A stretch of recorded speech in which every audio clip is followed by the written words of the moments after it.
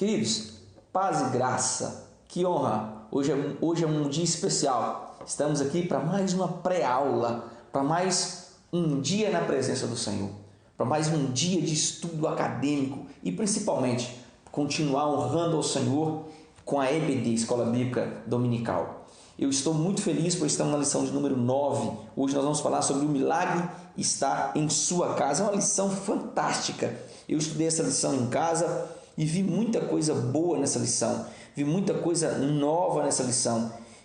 E algo me chamou a atenção, que nós precisamos entender que às vezes tudo que Deus tem para nós em um momento de crise é e está dentro da nossa própria casa. Eu quero, como sempre, iniciar mandando um grande abraço às pessoas que curtem a nossa página, que têm espalhado essa lição. Tem diversos amigos meus que têm mandado para o WhatsApp de outras pessoas, têm mandado pelo Facebook, têm mandado para outros estados, têm mandado diversos amigos. Isso é maravilhoso, querido.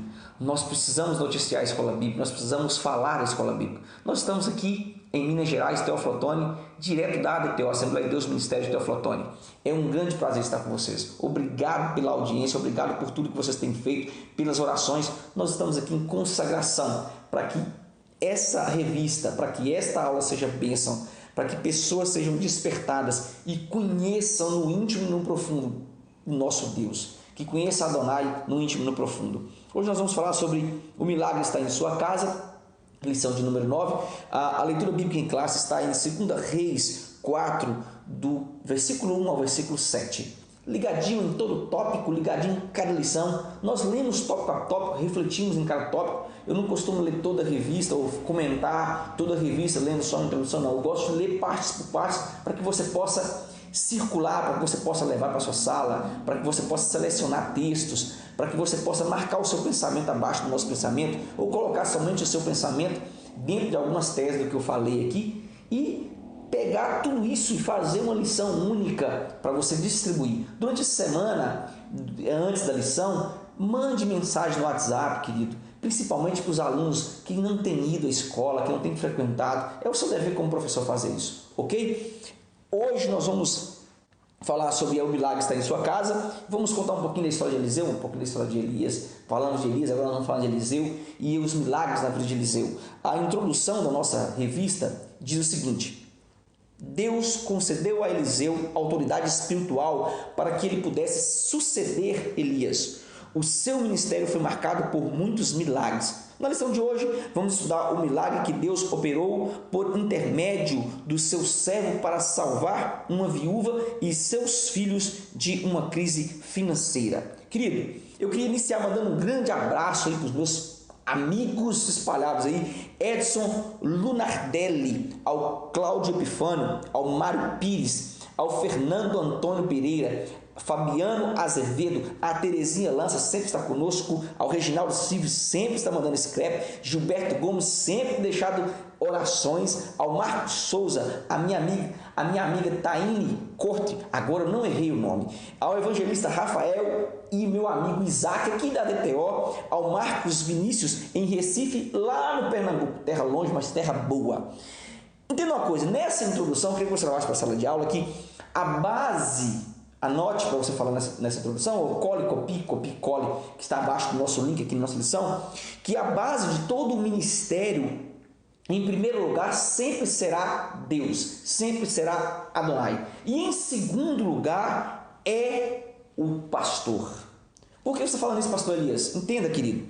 Nessa lição que nós estamos falando hoje, nós aprenderemos que somos aqui, que eu falo como pastor, como professor, como líder, nós somos a base para outras pessoas. Eu estou falando de liderança no geral, é isso que eu estou falando. Você que é professor é base para outras pessoas, você que é presbítero, você que é evangelista, você que é pastor, você que é diácono, você é base para outras pessoas. Se nós temos um ministério fracassado, muitas pessoas serão fracassadas por nossa causa. Muitas pessoas terão um declínio espiritual muito grande por nossa causa. Entenda isso, leve isso para sua sala.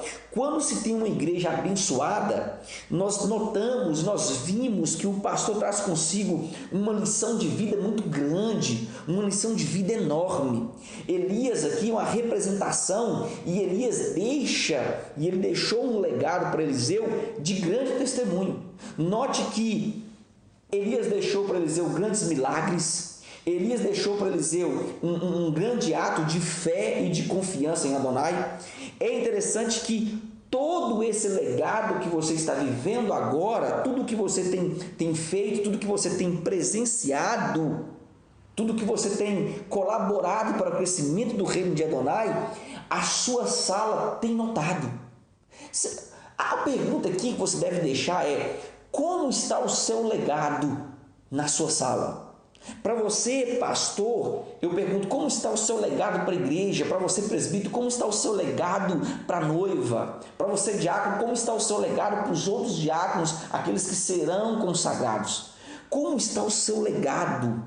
Para o seu aluno, a pergunta é: como está o seu legado como aluno para a sociedade lá fora? E aqui vai uma pergunta muito mais profunda, que é o que a lição vai abordar: como está o seu legado para a sua família? Você vai iniciar essa lição tratando esse tema, fazendo essa pergunta, porque ela deve ficar ecoando no pensamento dos nossos alunos, ela deve ficar ecoando no pensamento da igreja quando você for dar aula, principalmente para aqueles professores que dão aula em classe única. Essa pergunta ela deve ser a base da introdução. E nós vamos estudar tópico a tópico, e o tópico número 1, ele vai falar sobre uma família em dificuldades. E você vai entrar nessa lição, nesse tópico número 1, falando sobre a vida de quem? De Eliseu. Eliseu no original, o nome Eliseu, na raiz original hebraica, significa Deus é salvação. Isso vai nos levar a entender o significado desse nome Deus é salvação. Por quê? Esse nome Deus é salvação, ele vai nos jogar num âmbito tanto carnal como também no âmbito espiritual. Por quê, pastor Elias? Entenda, querido. Porque Deus ele se manifesta como nossa salvação nos momentos de crise espiritual e também nos momentos de crise carnal. Isso é interessante, eu tenho falado ao longo das lições aqui sobre isso, às vezes se torna taxativo, não, querido. É porque nós precisamos compreender Deus na sua manifestação no âmbito carnal e também no âmbito espiritual. É interessante que Eliseu, ele vai trazer a provisão de Deus a uma viúva que já não tinha mais esperança de viver. Ela já não tinha com quem contar, ela já não tinha mais uma botija para fazer algo, ela já não tinha dinheiro reserva. É nesse momento que nós entendemos o agir de Deus. Ela não tinha trabalho, os seus filhos eram pequenos e possivelmente esses filhos eles seriam levados como escravos. Era a lei daquela época. Então só Adonai agora poderia manifestar, e nós vamos ver a manifestação de Adonai, ele manifesta a salvação tanto na crise financeira aqui, isso aqui é interessante, quanto na salvação dos seus filhos aqui no âmbito carnal. É interessante que ela tem os seus recursos em sua volta, mas ela sabia, e os próprios filhos também iriam conhecer quem era o Deus que o pai deles servia. Quem era o Deus que o pai deles servia e aqui agora não os deixaria abandonados. É algo interessante, querido. Ela procura Eliseu porque possivelmente alguns historiadores, alguns teólogos dizem que o marido dela andava com Eliseu, era discípulo de Eliseu. Discípulo tinha muitos, queridos, muitos. Isso nós devemos deixar bem claro. Vamos falar um pouquinho sobre essa manifestação. Existe um texto muito bom que eu gosto de falar sobre Salmos 37, o versículo de número 25, Salmo 37, 25. Olha o que diz esse texto, diz assim, Salmos 37, 25, diz assim: fui jovem, agora sou velho, e nunca vi o justo abandonado, nem os seus descendentes mendigarem um pão. é sempre generoso e empresta, e seus descendentes são abençoados. Essa descendência precisaria entender que Deus, Ele é com aqueles que são fiéis, aquele que permanece fiel a Ele. A Bíblia diz que a sua descendência não vai mendigar o pão. Nós precisamos crer nessa palavra. Nós precisamos entender essa palavra e vivê-la no nosso cotidiano. Não só falar, mas viver principalmente. Nós estamos muito oba-oba hoje, querido, onde nós falamos muito, pregamos muito, mas nós mesmos não vivemos essa palavra. É isso que nós precisamos levar para a nossa sala. Falar sobre crise é algo delicioso, porque eu estou em crise e continuo dando glória a Deus. Continue sendo abençoado por Deus. Abençoado em que sentido, Elias? De entender que no tempo certo Ele vai agir. No tópico de número 2 da nossa revista, vai falar sobre o risco de perder os filhos. Nesse tópico, você precisa entender que a gravidade ela vai nos levar ao extremo, ou aos extremos que não podemos entender. Por que isso, pastor Elias? Querido, entenda. Essa mulher, ela procura Eliseu sem se preocupar com o que iriam pensar a respeito dela. Nós estamos aqui lidando com a cultura judaica e a cultura não permitia, ela não dava vazão para uma mulher procurar um homem. Ela não dava vazão para uma mulher conversar com um homem. Então, nós vamos ver aqui que o extremo, ele nos faz chegar diante de quem tem experiências com Adonai. O extremo nos leva a pessoas que têm comunhão com Deus. A igreja, na atualidade, ela precisa entender que nesse tempo agora de crise, ela será procurada não porque ela tem dinheiro.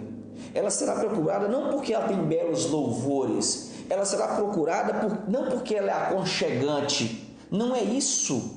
As pessoas não vão procurar a igreja por causa disso, mas porque ela tem a esperança, e ela traz a esperança a um ser perdido. Ela traz a esperança a um ser que necessita ser socorrido. Aqui entra no sentido carnal, alguns, mas em todos os demais, no sentido espiritual. Querido, a igreja precisa começar a matar a fome de muita gente.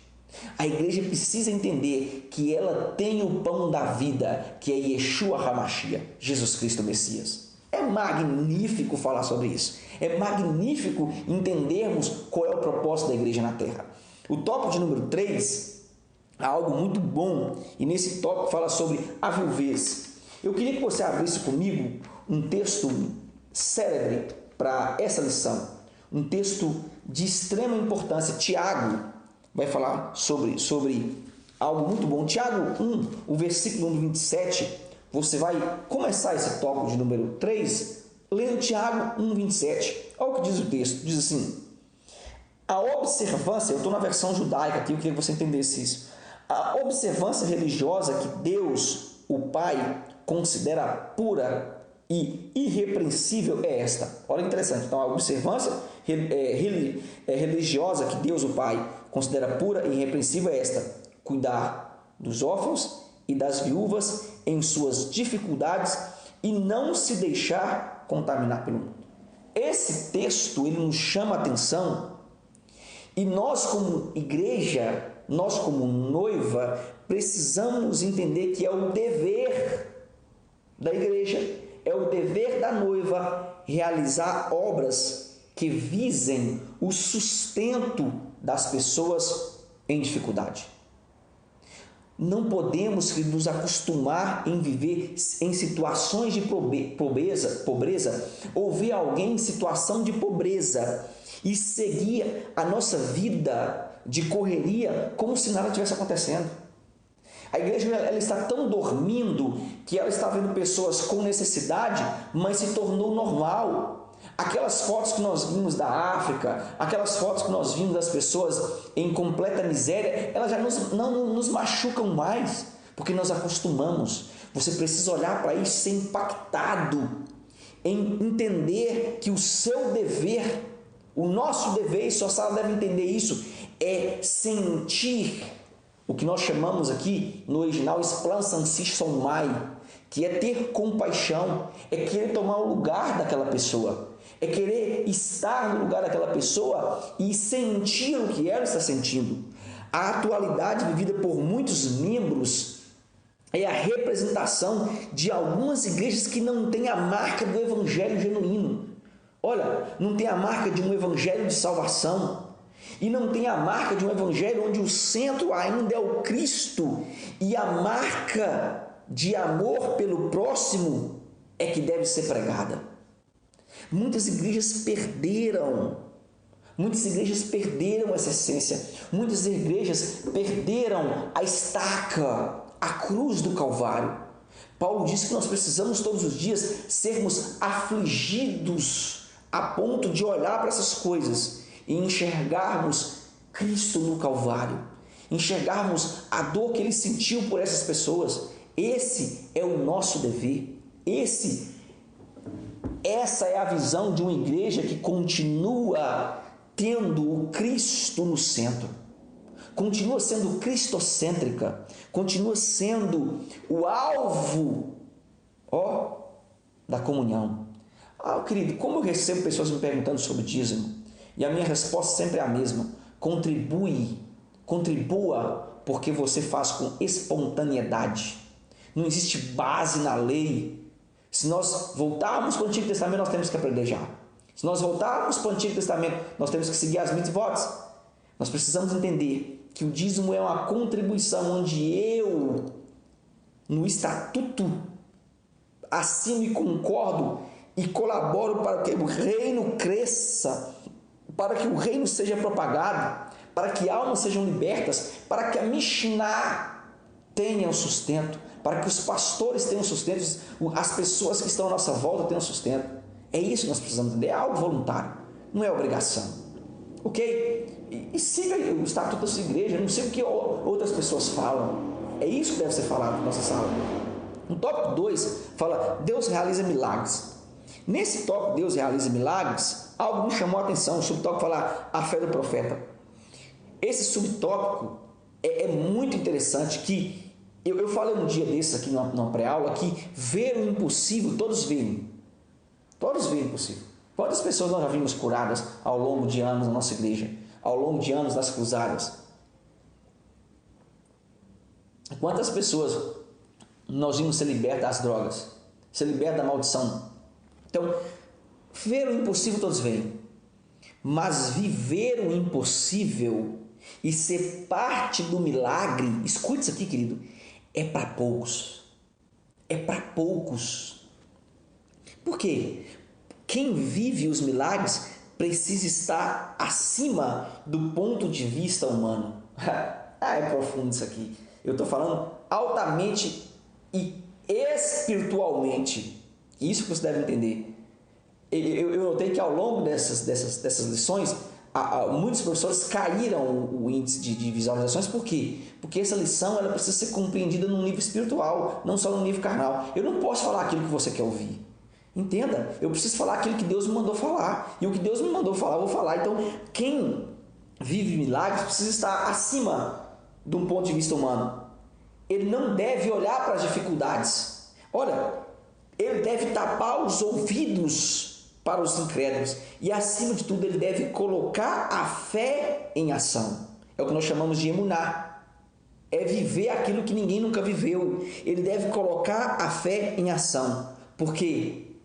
Por que isso tudo, pastor? Porque sem fé é impossível agradar a Adonai.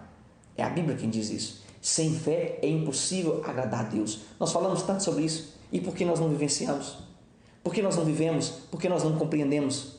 É isso que precisa ser falado na sala de aula. É isso que precisa ser vivido por você, professor. É isso que precisa ser vivido por sua igreja. Eu falo sobre crise e eu tenho algo magnífico de Deus. Um outro dia, eu trabalho com vendas, eu fiquei 3 meses sem receber. Sabe o que é 3 meses sem receber? Com água, luz, aluguel, com prestação de carro atrasada, com feira já acabando. Sabe o que é isso, querido?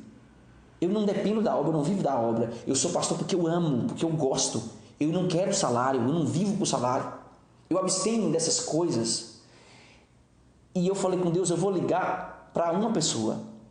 eu vou pedir para uma pessoa, mas eu preciso, Senhor, de R$ 3.500 para me pagar meu cartão, pagar minhas dívidas, pagar o carro. E falei com Deus assim abertamente, querido. Falei com Deus abertamente. Liguei para uma pessoa. E eu falei, a proposta que eu falei com Deus, eu só posso pagar em janeiro. Se ela aceitar isso, querido, se ela aceitar isso, Deus é do Senhor. Liguei para a pessoa, mas eu fiquei com vergonha. E é interessante que eu sou muito difícil pedir as coisas para alguém. Nós assembleianos somos assim. É interessante que quando eu liguei, ela falou assim, eu estou no banco, vem aqui pegar. Mas eu só pedi 3.000. E eu cheguei em casa, no íntimo, eu comecei a chorar e falar com Deus, Deus, eu precisava de 3.500. O que eu vou fazer agora? É nessa hora que nós precisamos entender Deus. E precisamos compreender que Deus, Ele quer o completo, não é pelas metades. Querido, dentro de meia hora, chegou alguém na minha casa, um colega meu, falou assim, sentir a presença de Deus no meu salão e vim trazer para você algo que Deus me mandou trazer. Toma, e me entregou. Quando eu contei o dinheiro, era exatamente R$ 500. É Deus, querido. É Deus. Eu tenho tanta coisa para contar nessa minha vida sobre fé, sobre emuná. Eu tenho tanta coisa que eu já vivenciei.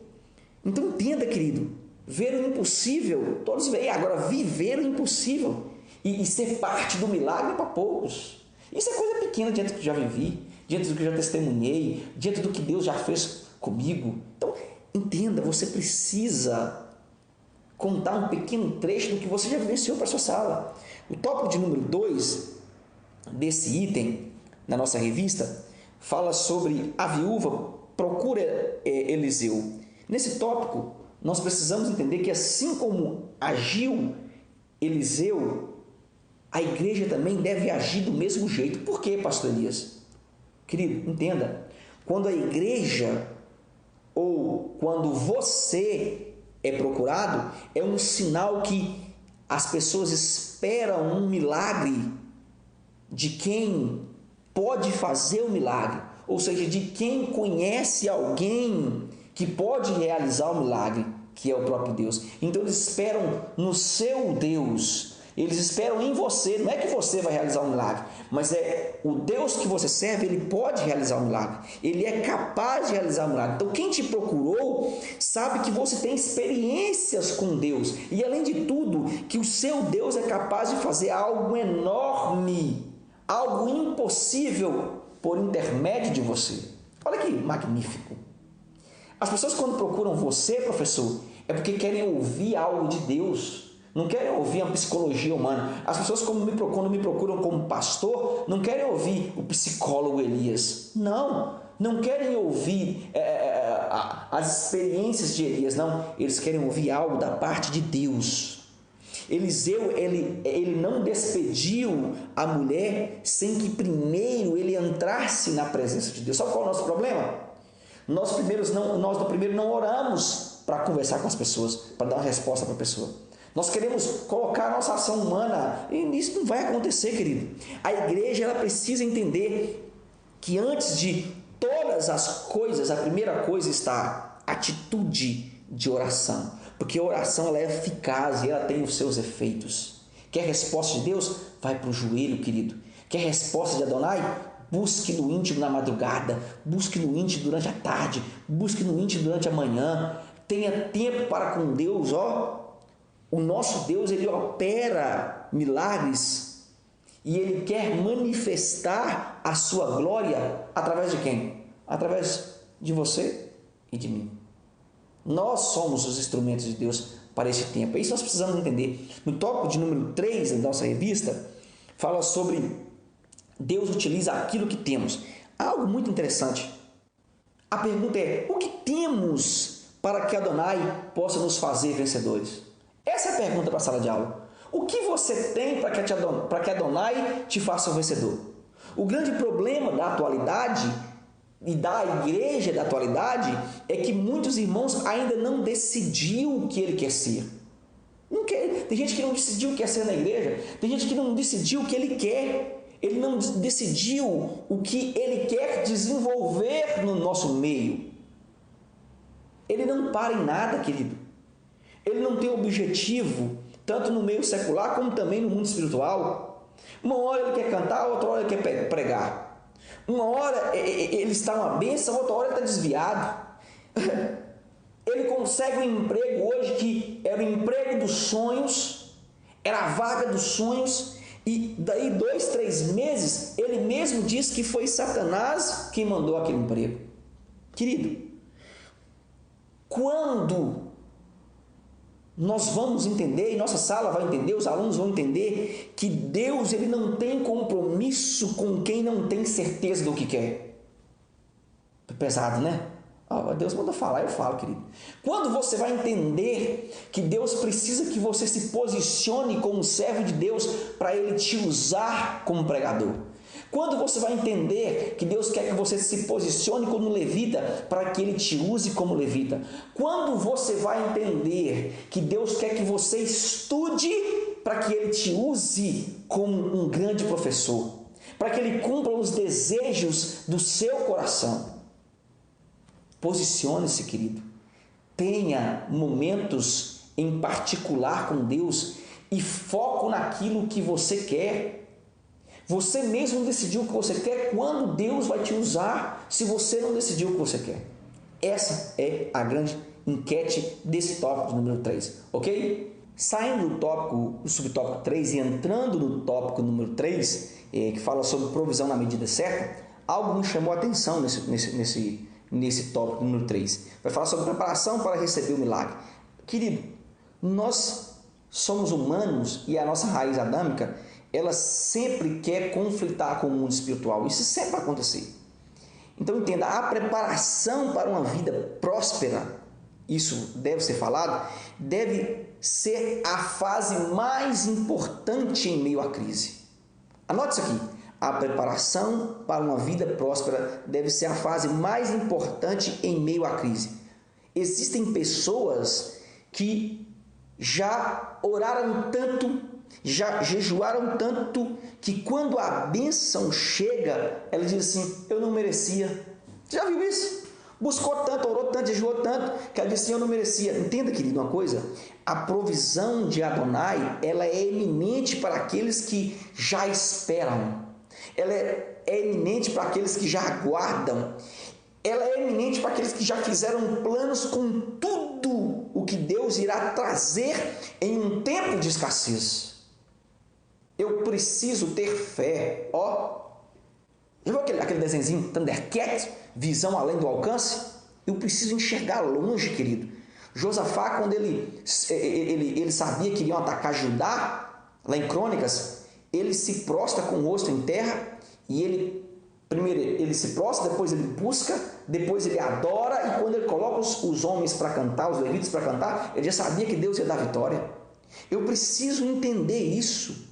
Eu preciso entender que Deus ele vai trazer a vitória e os planos dele em um tempo de escassez. Quer algo sobre isso? 1 Samuel. Vamos para o texto da Bíblia. É muito mais fácil. 1 Samuel 17, versículo 45, 47 diz assim: Davi respondeu, você está vindo a mim com espada, lança e dardos. No entanto, eu vou a você em nome de Adonai Titzavot, o Deus dos exércitos de Israel, a quem você desafiou. Hoje, olha o que é uma fé. Hoje, Adonai entregará você a mim. Eu o atacarei, cortarei a sua cabeça e darei as carcaças do exército dos filisteus aos pássaros do céu e aos animais da terra. Então toda a terra saberá que há um Deus em Israel. E todos os que estão reunidos aqui saberão que Adonai não salva por espada ou por lança, porque essa batalha é de Adonai, e ele entregará vocês em nossas mãos. Um menino de 16 anos, provavelmente 17, entre 14 e 17 anos, fala com tamanha autoridade, querido. Visão além do alcance. Olha para Golias, quase 3 metros de altura, e diz assim, é hoje que Adonai vai te entregar nas minhas mãos. Será que você tem falado isso para o seu inimigo? Será que você tem vivenciado o que Deus vai fazer? Quantas pessoas entram num estado terminal e dizem assim, eu vou morrer, mas vai morrer o quê, querido? Deixa eu te dizer uma coisa, Deus não cumpriu os planos da sua vida ainda não, você não vai morrer agora não. Deus tem muita coisa para fazer, levanta e anda, porque Deus é contigo, querido. Deus é contigo, querida. Entenda, há muita coisa para se cumprir. As pessoas precisam ver e testemunhar a glória de Deus na sua família. As pessoas precisam ver e testemunhar o que Deus falou que vai fazer e Ele vai fazer. Entenda isso. Agora, é você quem determina se realmente Deus vai fazer ou não vai fazer. É livre-arbítrio. Você precisa entender os planos de Deus. Você precisa compreender que, assim como Davi, nós olhamos para os nossos gigantes, mas sabemos que ele desafiou, não foi a mim, foi a Adonai Tzavot, Deus da guerra. O subtópico número 2, do item 3, fala sobre, subtópico número 2 diz assim, provisão abundante. Nesse subtópico, você vai continuar aqui no texto de 1 Samuel 17, mas você vai retornar um pouquinho, o versículo 39 e 40. Olha, o versículo 39 e 40 diz assim, Davi afivelou, olha que interessante, sua espada, olha isso aqui, Davi afivelou sua espada em sua armadura e tentou caminhar, mas ele não estava acostumado com aquele equipamento.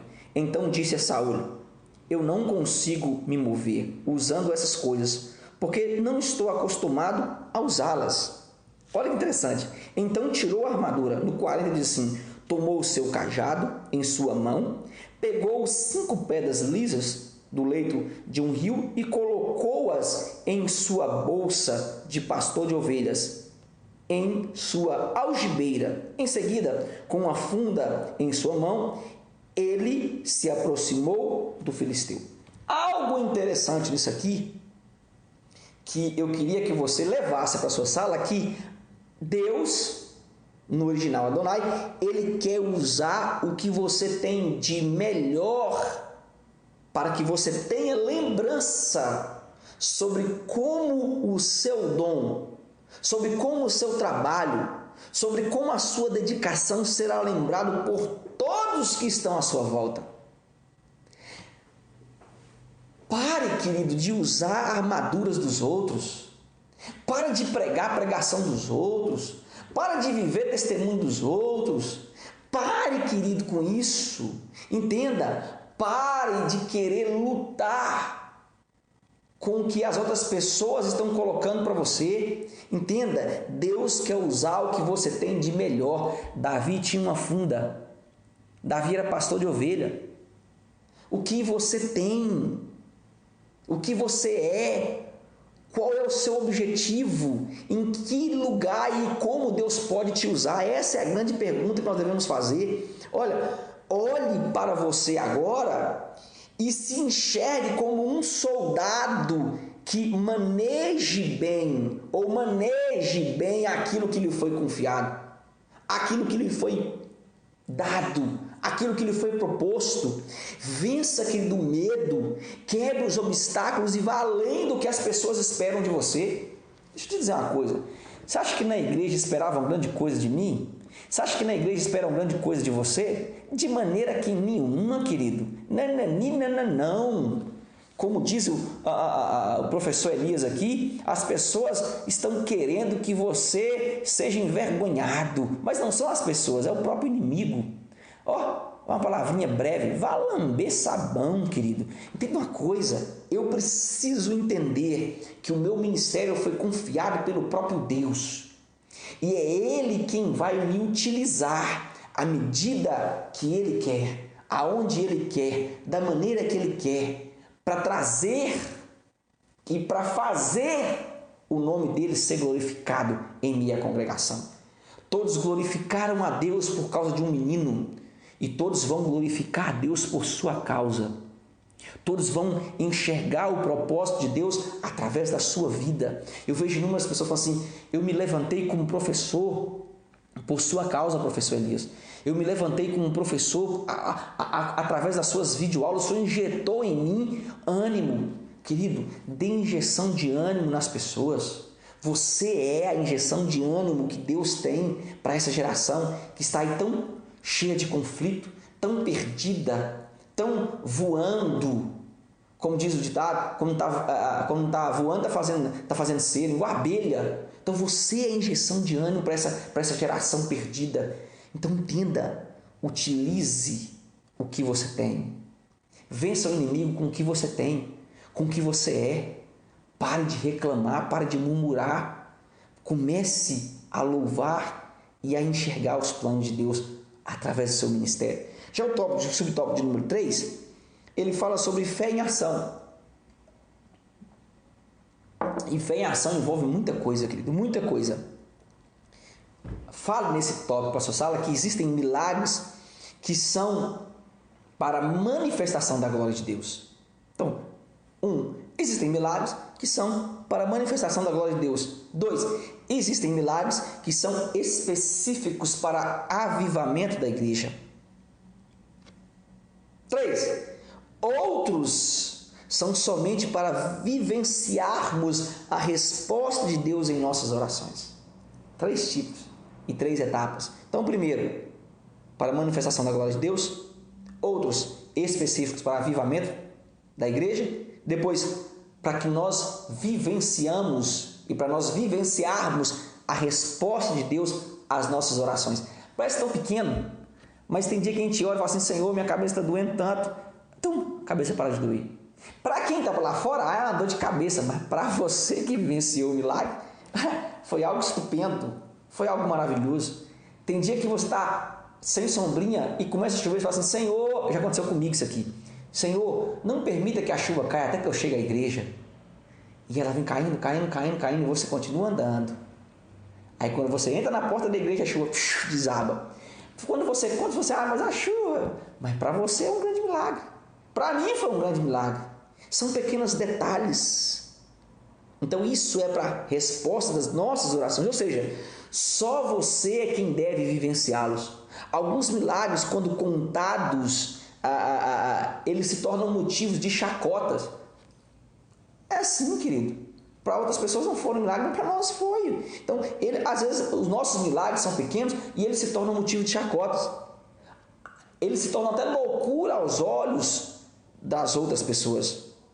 Por que isso, pastor Elias? Porque só sabe o que é um milagre quem realmente depende dele. As pessoas só sabem o que é um milagre quando ela precisa de um milagre. Então, às vezes, nós precisamos segurar os pequenos milagres. Um outro dia eu achei tão interessante, a irmã contou aqui na igreja, no culto de quinta-feira, que ela estava no supermercado, que ela foi lanchar. E aí, nesse intervalo que ela foi lanchar, ela falou assim: não, eu vou comprar um feijão tropeiro. E ela comprou um feijão tropeiro e veio para a igreja mais cedo, porque ia participar do ciclo de oração. Aí chegou na porta da igreja e falou assim: gente, por que eu comprei um feijão tropeiro? Por que eu não comprei uma coxinha? Por que eu não comprei um pastel? Agora eu comprei um feijão tropeiro? Ah, que besteira essa. Comprar um feijão tropeiro, comer feijão tropeiro na hora do café? Ah, não entendo isso não. E desceu para a cozinha da igreja, que nós temos uma cozinha aqui. Quando ela chegou lá embaixo, a zeladora da igreja estava fazendo o arroz. E disse assim: eu orei a Deus para que alguém trouxesse o feijão. E Deus te usou para trazer o feijão. Foi um milagre. Para quem? Para a zeladora. E as duas diz que oraram ali naquela hora e as duas choraram. E a abundância contou esse testemunho. A igreja ficou impactada com esse testemunho. Então, para a igreja, para alguém da igreja foi pequeno. Mas para quem estava na cozinha o dia todo, sem comer, esperando o tropeiro, foi um grande milagre. É nas pequenas coisas que nós enxergamos a providência de Adonai. Eu não sei o que você está passando, eu não sei o que você está vivendo, mas como servo de Deus e como ministro do Senhor, eu declaro que hoje Deus vai realizar os seus sonhos. Hoje, não é porque eu estou colocando Deus contra a parede, não é, aqui eu não estou pregando teologia da prosperidade, de maneira nenhuma, e nem estou forçando Deus a fazer nada, é porque Ele me deu autoridade para falar isso nesse momento. Eu estou sentindo a presença de Deus aqui, e Deus manda te dizer que hoje é o dia dele determinar a bênção em sua vida, porque Ele tem visto tudo que você tem passado. Ele tem visto e presenciado o que as pessoas têm feito de você e sorrido quando você conta o seu milagre. Deixa eu te dizer uma coisa, Deus resolveu te abençoar. Agora, creia e não despreze esse momento. Eu te espero na próxima pré-aula e sei que Deus tem feito maravilhas através dessas videoaulas. Grande beijo no coração e Arim Shalom.